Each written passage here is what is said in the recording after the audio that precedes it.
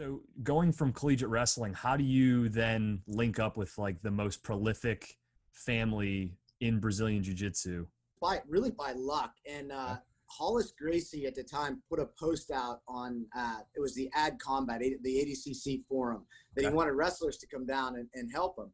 So my friend, still my best friend, we've still see each other. He's in California. He's one of the top finance guys in the world, actually, as well.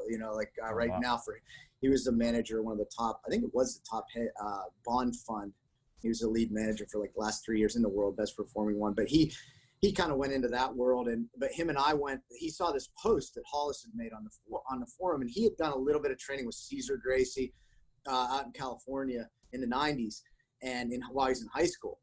So he wrote him, and he said, "Hey, we should check this out. We should go to Brazil."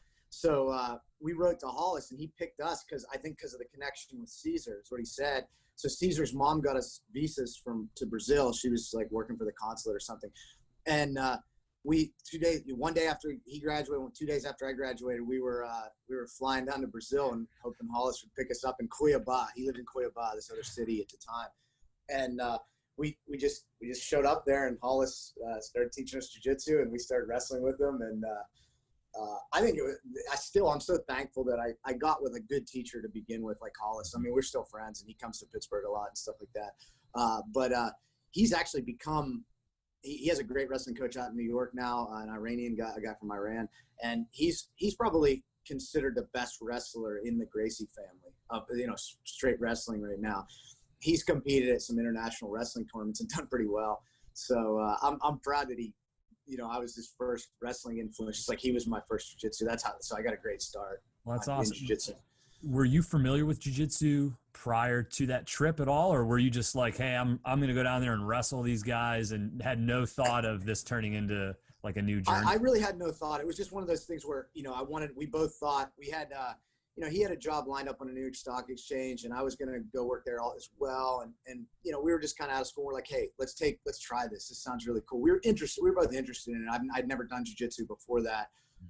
But I just was like, wow, it just seems like an adventure, I had read, I made a journal while I was there, and I went back, and that's how I started kind of traveling in Central America. I went back to my journal a couple years later and read, and I was like, wow, that was a great adventure. Just, beyond picking up a jiu-jitsu passion I love still, it was just a good adventure. So I was like, oh, I need to do that again, while I can. So that was kind of reading my, just kind of leafing through my old journal was the impetus for, when I left New York and went to Costa Rica. So and started jiu-jitsu there and stuff like that. So that was,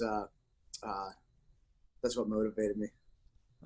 Was it difficult being two white guys from America down in Brazil, or were you embraced kind of? We were really embraced because we were with, Hollis. I mean, it was we lived with him and went everywhere with him and his family too. Like Gregor Gracie, who's now, great. I think he has a match coming up soon. Yep. He was living with us also. He was, I think, only 15 at the time, but so I'm still good friends with him. But yeah, we were really embraced, and it was a wild time. It was when Brazil won the World Cup. So we ended up driving to Rio, where Hollis's mom lived, and just the drive was a crazy adventure. We ran into there was a massive protest. Native Americans had blocked the road off, like in the interior going in. So we got stuck on the roadside for like a day and a half with this block and this protest. And just this line of cars going for miles. And we started kind of like partying with the other cars because we were there for so long. So that was our trip to Rio. And then when we got to Rio, it was the World Cup was going on. Brazil ended up winning. Wow. And Hollis's mom would drop us off at all the World Cup parties and just like take it, we just rage for the whole night, going on till the morning, and then get back and train a little bit and stuff like that. Awesome. So it was just one of those things that you could never